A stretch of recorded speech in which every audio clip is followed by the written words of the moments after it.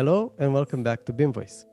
Today I have the pleasure to talk with three funny guys, the founders and the podcasters, the team behind BIMrras, a podcast about BIM from Spain or in Spanish, but they are also from Spain. Yeah. I'm talking about Evelio, Rafael and Roger. Hi guys, how are you doing? Thank you for joining me. Thank you for having us.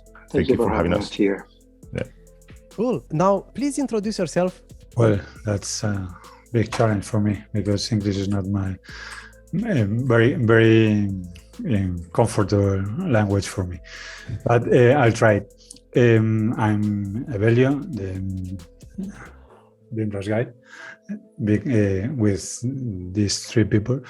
And I'm architect from Spain.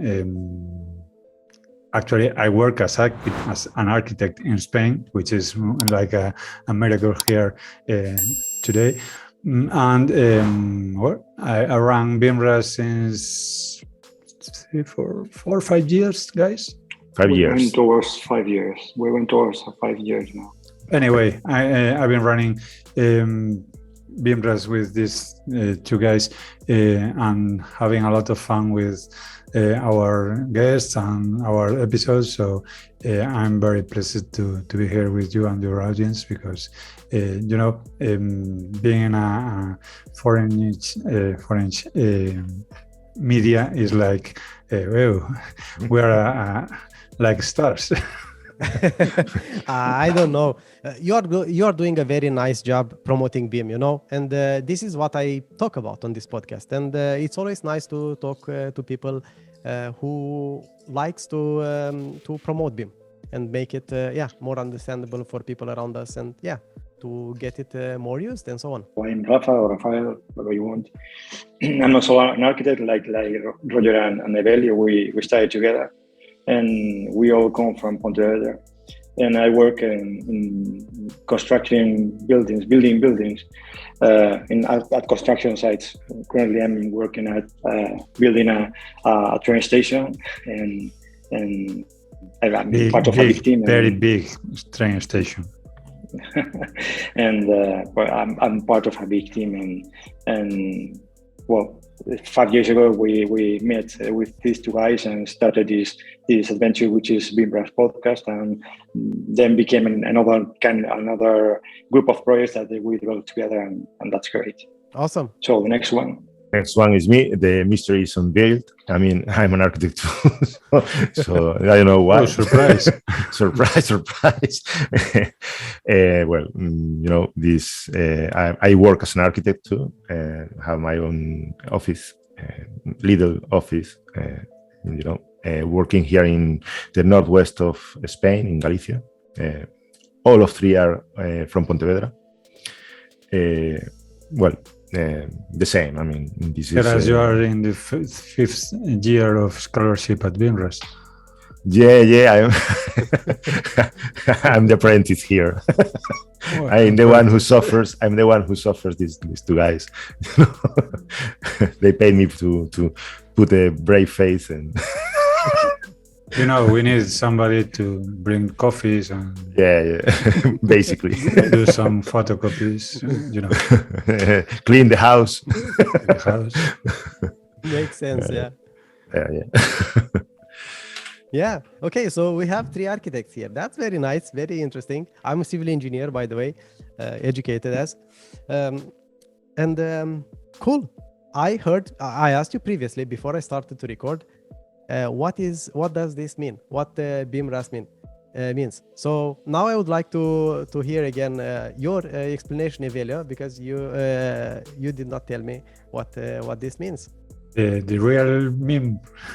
Meaning, yeah. The real meaning. Yes. I don't know if the term is so common, but BIMrra is like beer. Birra. Yes. Yes. Birra is like beer. I don't know if beard, whatever. No, beard is barba. Like beer. So if birra is beer, and we used to meet each other having some beers and some drinks and talking about BIM and technology and freaky things.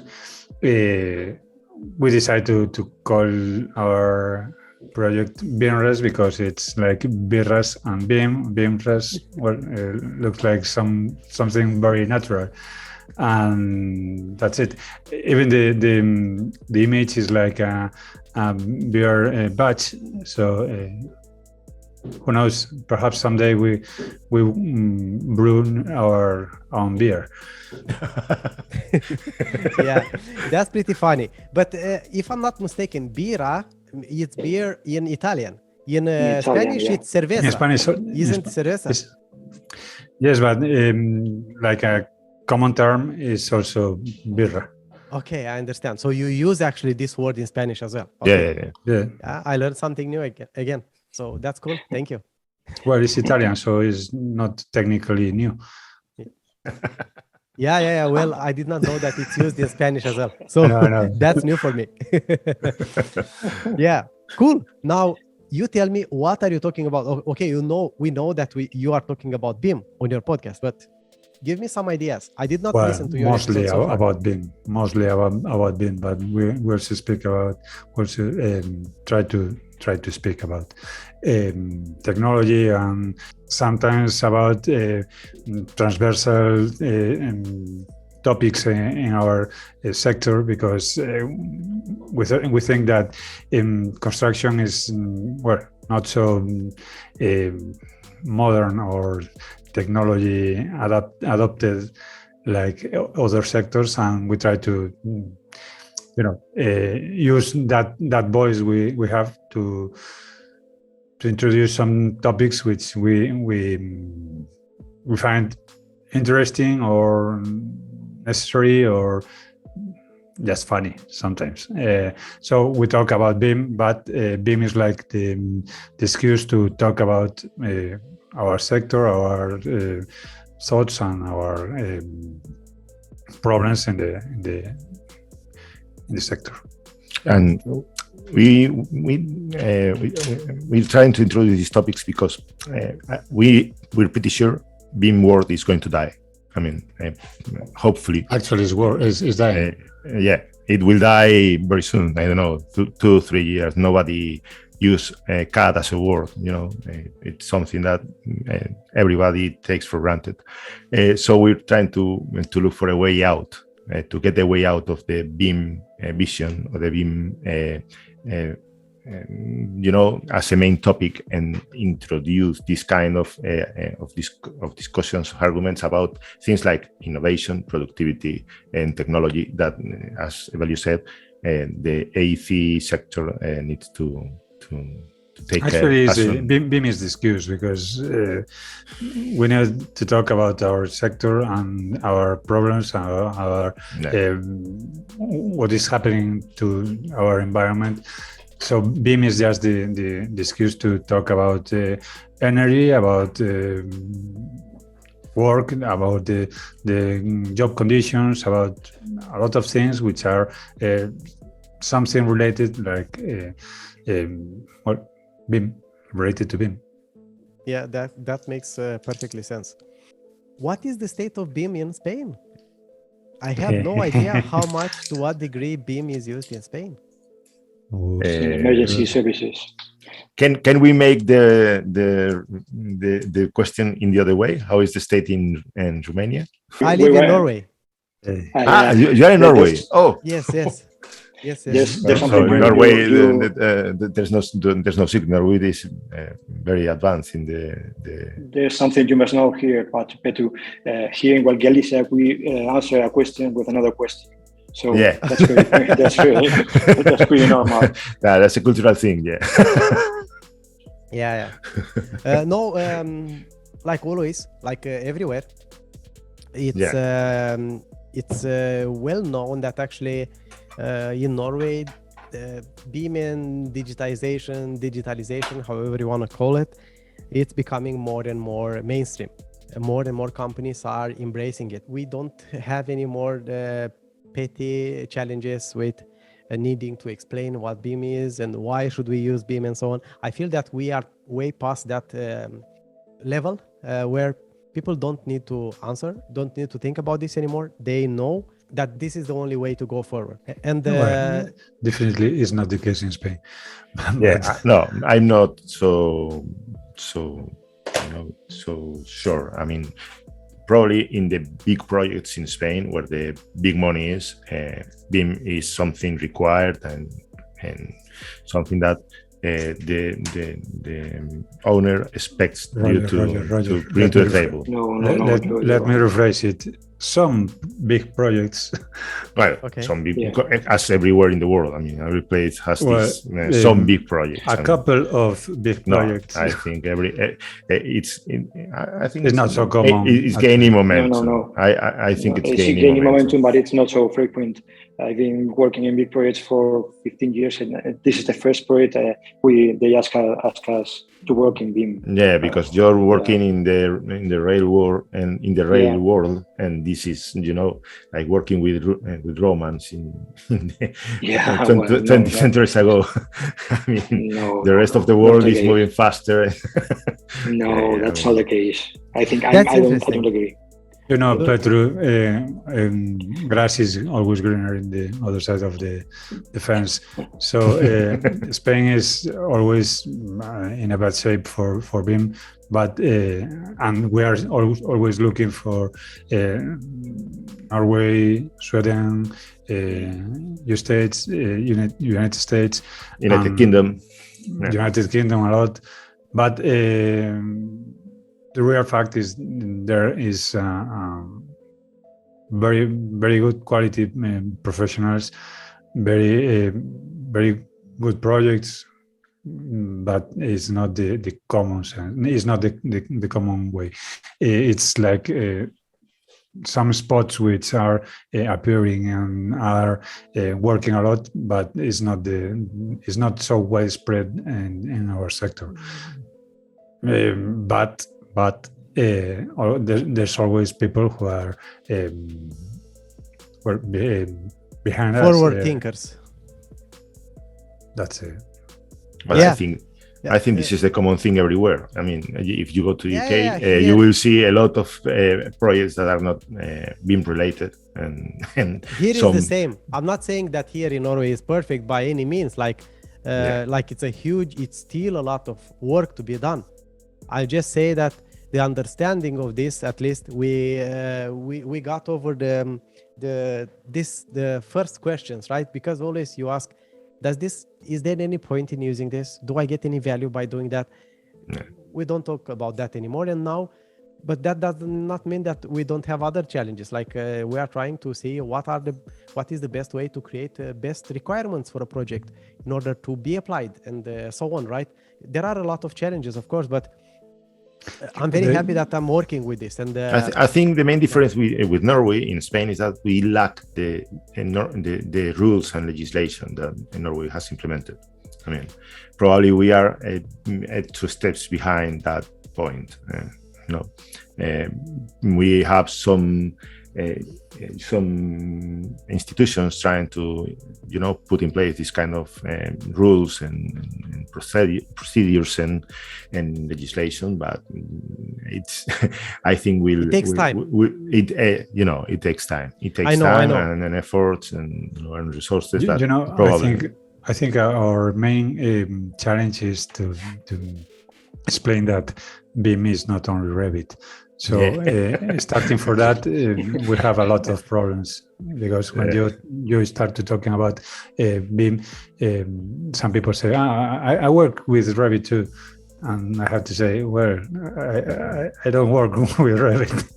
So perhaps we are in the first, perhaps not the first, but in the early steps to understand, not adopt, but understand what BIM is.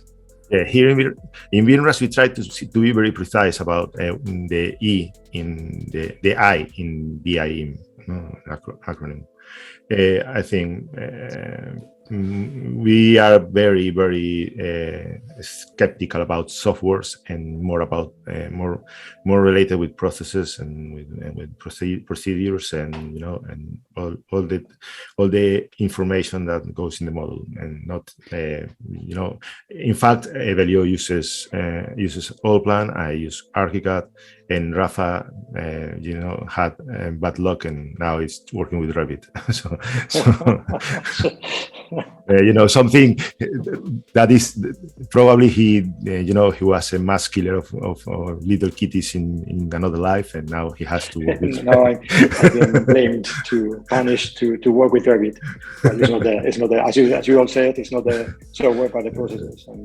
Actually, he tries harder with Blender because he has a lot to redemption.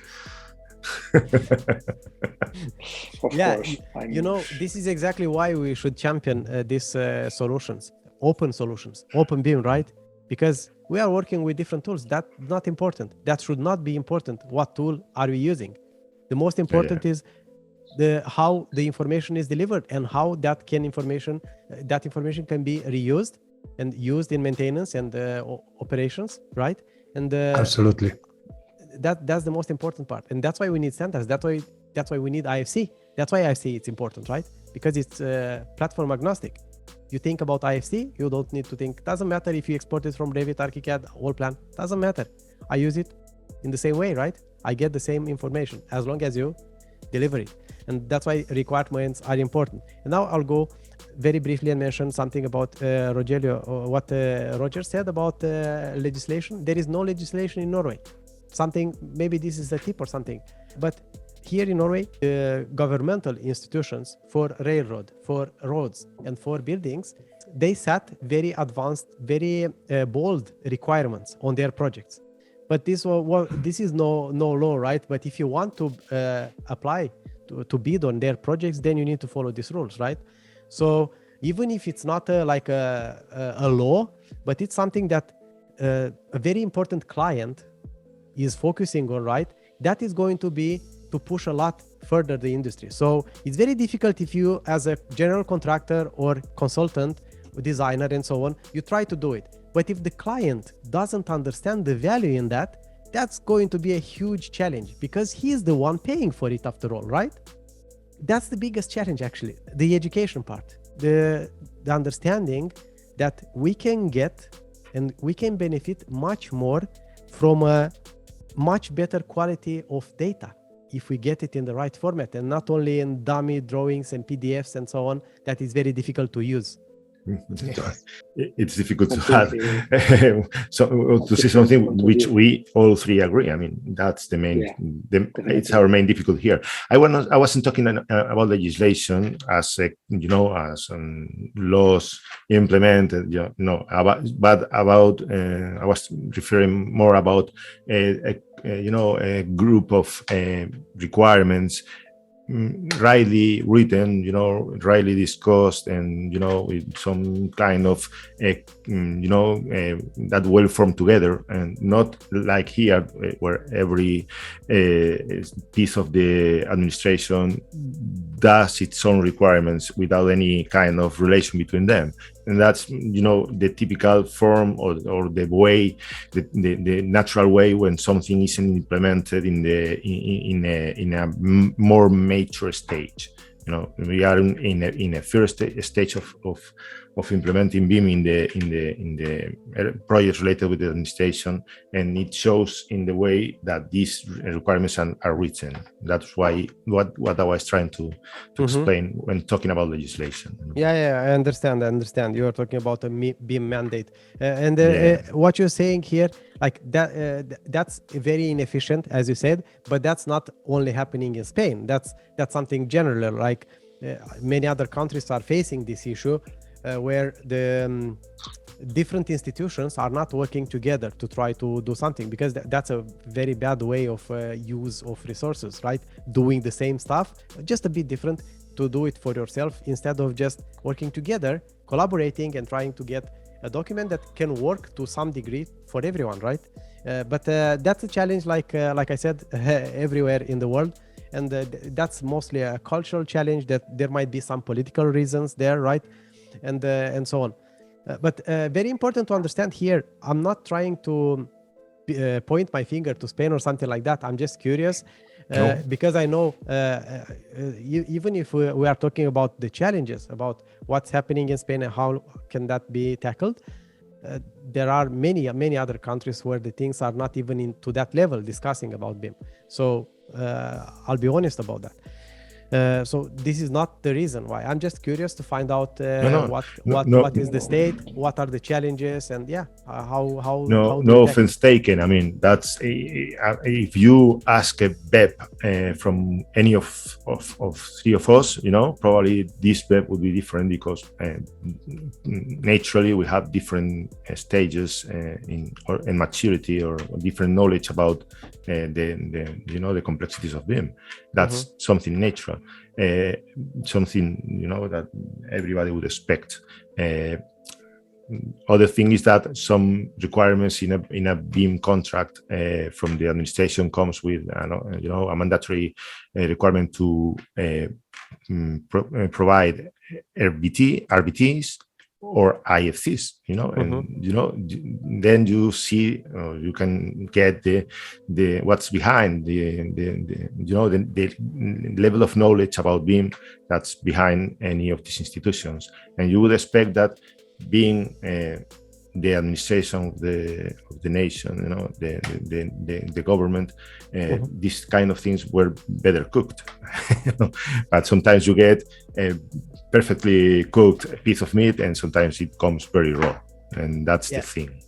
Remember, Petru, that I said the biggest challenge is to state the difference between BIM and Revit, but between BIM and any other tool, and that's among technical stuff. But if you go to government people, and there's like a desert. They don't know about BIM, nothing more than there are 3 letters. So you have to explain one time, another time, what BIM is and why BIM is so important. And well, as you said, the education is the key, but looks like you never achieve that education state where people knows what to ask for or what to provide even.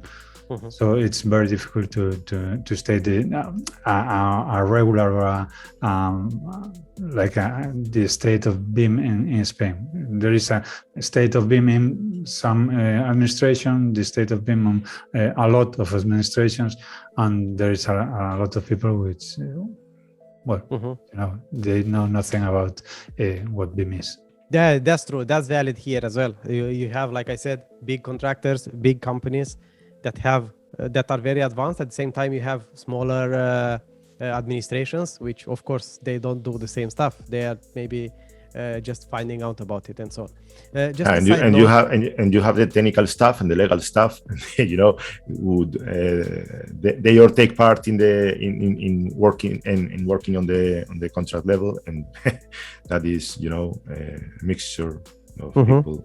Yeah, it's a big challenge, but that does not mean that we need to stop, right? We need to be relentless. Just keep talking about it, pushing it until we will succeed, right?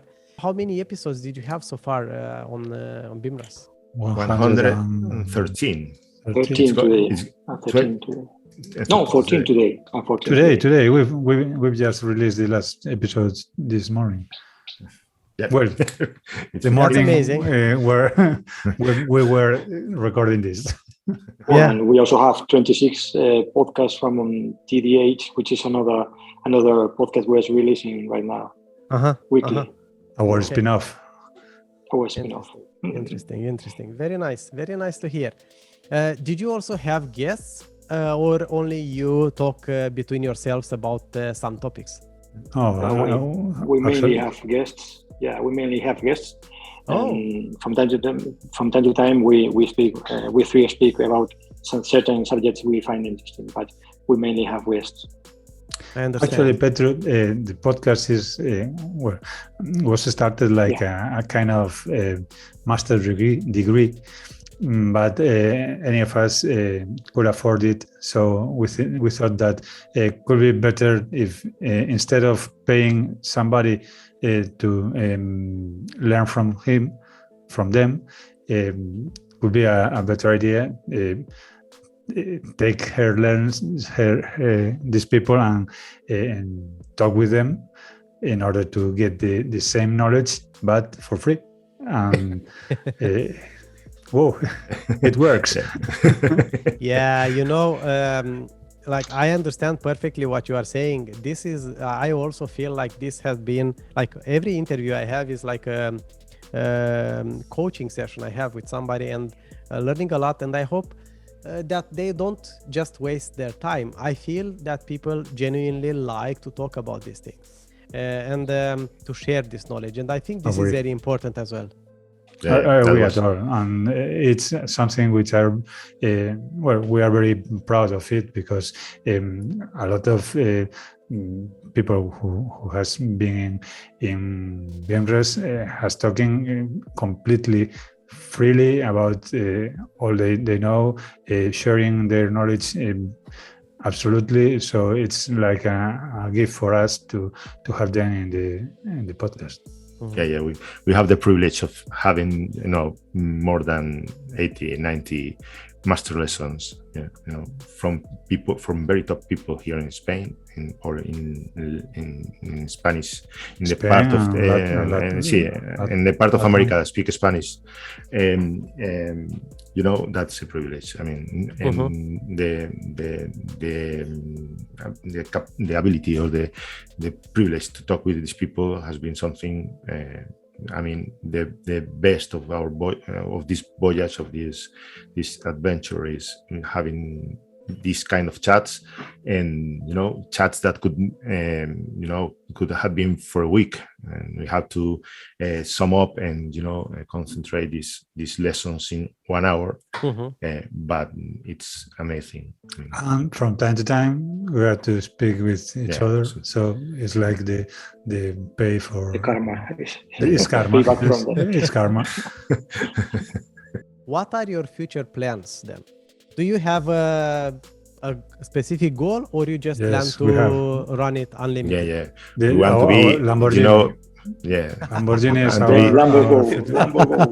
as rich as Jeff Bezos. That's our main. Stop here. We have to explain it. We need one for each of us. Not one Lamborghini. You are in the wrong business. Let's be clear. A real Lambo for everyone. You are in the wrong business. Then you should talk about cryptocurrency or something else. Then you'll have much quicker chance to get there. Don't tell us that. You should have told us that 5 years ago. Now it's a bit too late. No, never is too late. Never is too late. No, but that's so you plan to just keep running it, and there are two things to this. You are continuously learning. I don't know if you also think like me, like the life is something that you will learn along the entire life. It's not something that you just finished when you finished university. It's something really nice to for me, it's a passion to learn every day something new. And there are these two things happening here: learning a lot, and at the same time, even more important, sharing this, because you don't know, you have no idea how you can inspire someone who can have a huge impact in the progress in our industry. I think this is the best way to learn something that for me is sharing what you know, because of course many times it's wrong. In my case, is usually wrong. Always. Okay, always. So it's if I share it, it's very easy to find somebody who says, "Video, that's wrong." The correct way is, and there's where the magic starts. I know it's wrong. I'm wrong, but I need somebody who tell me how it's how is right. If you want to learn something, share what you know, because there's always people who knows much than you, and it's very easy to get that wrong information fixed. So nobody is hard because you're wrong, and the best of that is that there's always somebody who knows much than you, and it's always trying is sharing what he or she knows, and that's the way I learn. I agree. I know Petru that you're asking this because you're watching us through Zoom, and you see three beautiful faces, three young guys. No, I mean, disclaimer for the listener. We are Evelio and I are above the 50s. Rafa is the youngest one, and he will soon join the team. No, come on, you are young guys. We are trying to learn every day. This is, as you said, something which is a perpetual thing. But we have to let this clear. We are getting older. No, come on. You are getting older. Only your spirit. The only age is in the spirit. If you feel young, you are young. Yeah. My aching body says the contrary. No, that's not true. That's until 11 or 12 on the noon. I need to sleep. No, you don't look so old, guys. No, we look. Come on, really young and fresh, Yeah. Actually, I use this light just to remove some sprinkles and some to look younger. Huh? That's good. You said something very important right there. Learning through teaching. There is no better way to learn things, and there is a saying about this. If you cannot explain it to a 6-year-old kid to understand something, then that means that you don't really understand what you're trying to explain well enough. I'm in the same point. Actually, I participate in 2 online masters where I'm professor, and it's like every day you have to study something, to learn something, because people are asking day by day from you to know how things are done. So you need to be prepared, to be to know the last thing about your sector. Everything has to be so up to date that you are always learning, researching, studying, and of course understanding it, because the main thing is that the information is there for everybody, but you need to understand it before to explain it. And it's like again like a gift, because it keeps you up to date, it keeps you alert, and it keeps you fresh, because you have to be all the day looking for that kind of things. I have a little part in this master with Evelio. I'm a mentor in the master thesis in some groups, and that's what he's saying. I mean, you have to permanently catch up with the state of the art of the theme, but even making the podcast, we script everything. We take care of our scripts, and just for a lot of when you're running 114 episodes, what happens is that you have to learn a lot, because you're going to we're going to chat with someone who knows much more than you in that subject, in the specific subject. And it takes time, it takes effort, and that's something that comes back to you. I mean, it's something you gain in this process, something that is takes a great value, or gives you a great value, because you're going to be permanently working hard for staying in the latest of the knowledge of this AC sector. Mm-hmm. Yeah, that's true. There is no way around it. The technology is advancing so quick right now that it's so difficult to keep pace with it. But it's the only way that we can survive in our society from all point of views. Yeah. In that case, we take some advantage of being three, because every of us have different. Of course, we share common interests, but we have very specific interests in every of us. So, it gives us a lot of feedback from the other parts of the team, and it's very, very useful, of course. And I don't know if the word is that, but enrichment, because it's like not only learning by your own, but learning what my partners are learning. So it's very, very it's we take a lot of advantage of this. Yeah. If you're going to bring to the table, someone who is a recognized professional about life, cycle of life of buildings, you won't ask him how his name and where he works. You want to take from him the better knowledge he has, the experience, the deep knowledge that is around you. You are not fooling around doing silly questions, that's sometimes a script can take you a week of investigation, of looking for information, for sources, and bring catching up. As I say, catching up. That's what permanently what we do forever, catching up. This is some kind of punishment for something we did in another life, probably. Yeah.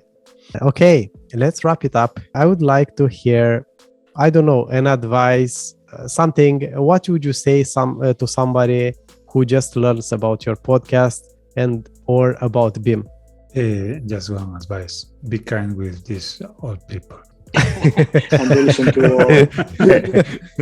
don't listen to our first episodes, which are awful, by the way. No. Start from the last episodes, and if you don't suffer a lot, go back to the first episodes and notice how even if you think we are three idiots, hear the first ones and discover that we actually are three idiots. We are. Let me say that in that way. We know that we are sometimes like some people say we are like a kind of joke, but we really thought that our approach to the topics is not so serious and like hello, I'm speaking formal. It's not so formal, but our guests are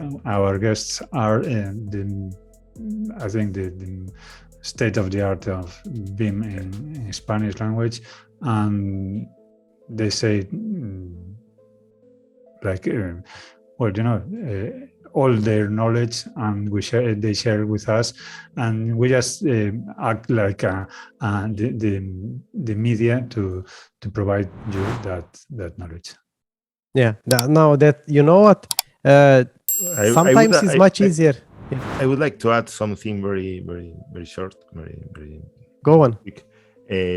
But something smart. Something smart. Even if you even don't smarter. If you're listening to this podcast and you want to ask some of our guests something, you would be surprised that they will answer you. I mean, try give it a try. I mean, you want to taste to taste what's like asking Oscar Lievana or someone well, try, because you'll be surprised. These guys are very humble and they know a lot, but they are very easy to contact. Yeah, that's true. But a lot of people have a challenge reaching out to people that they don't know and asking for this. And I was scared about this in the beginning when I start as well. But I find out that actually people are much more inclined to talk to you than you would believe yourself. So that's really cool, actually. Yeah. Actually, the worst thing it could happen is that they don't answer. Reply you, yeah. Why not to try? True. That's true. Yeah. I think sometimes I might abuse about that, but I don't know. So far, I did not get blocked by anyone. So as long as that is not happening, I will keep doing that. Actually, some of our guests are still friends, so it's working. We always say we always tell them that we're going to rob them. Yeah. Okay, cool. Rafael, now it's your turn. Tell us something about BIMrras, whatever you want to close this. Subscribe. Subscribe to our newsletter. What could I say? Our goal is to keep going with all the BIMrras projects and do another 100 or 1,000 episodes if possible, if we have subjects to talk about. But the most important thing is having good time with this couple of colleagues and with all the people we meet through the journey. That's the most important part. Meeting people and having fun with them and learning from them. Yeah. That's Exactly. why we make BIMrras and all the things we do. Correct. One last question before we close this. Did you ever thought about trying to have some episodes in English? Once a month, maybe one episode or something. A lot. We're thinking seriously on it. I mean, but you have in front of you the proof of this is very hard. Yeah, but I've been in the same shoes. I never learned actually English at school. I just learned by talking with people and reading books. Amazing, because your English is very good for me. Thanks, but when I started the podcast, I was not speaking English. I was speaking only Romanian and Norwegian, right? And I was afraid about this, but I thought more about it, and I said, you don't find this kind of information I want to look for anywhere in the internet. So what is most important? How I feel about this, or maybe to help one person once a week with something. So you should think the same way. Yeah. Okay. So let me clear on this. Are you encourage us to speak English in podcast? I can't believe it. You're giving us another excuse to sleep less. No. You don't have any excuses anymore. You should have it not so often, maybe like you have twice a month, but once a month. I think it's very doable. And it will help your podcast to reach out more and to get much more followers and help more people as well at the same time. Well, on the other side, that way is a short way to Lamborghini. I don't know. There are more Spanish people in the world than English, but the money are in the English-speaking world. Yeah. We know, and we've been talking about this many times. Not actually, just like you said, not for the entire podcast, but for some special episodes. Actually, we have some targets we like to interview, and English people. So, English-spoken people. So, who knows? Perhaps. Yeah. I can promise you that you will become much more comfortable and you will start speaking much better English while you are doing it. I can promise you that. as Evelio said, you can be pursued by the International Criminal Court for encouraging us to speak English. That's something the world cannot afford. Yeah. Guys, this is the start. It's getting harder. Yeah. Did you have any other interviews in English? No, this is the first time. Here you go. Here you go. This is the sign then. This is the sign. Actually, you asked me for this interview, and I have to invite these two guys because I was because I am a little coward, and I need some no, it comes to life. Thank you, Petru. This is recorded. Thank you very much. I did not know that you were doing BIMrras when I contacted you. I just saw you doing I love ISC. Yeah, but thank you very much, guys. It was a blast to have you here. It was very funny. Good luck further with BIMrras. Thank you very much. Thank you very much. Our pleasure. A real pleasure.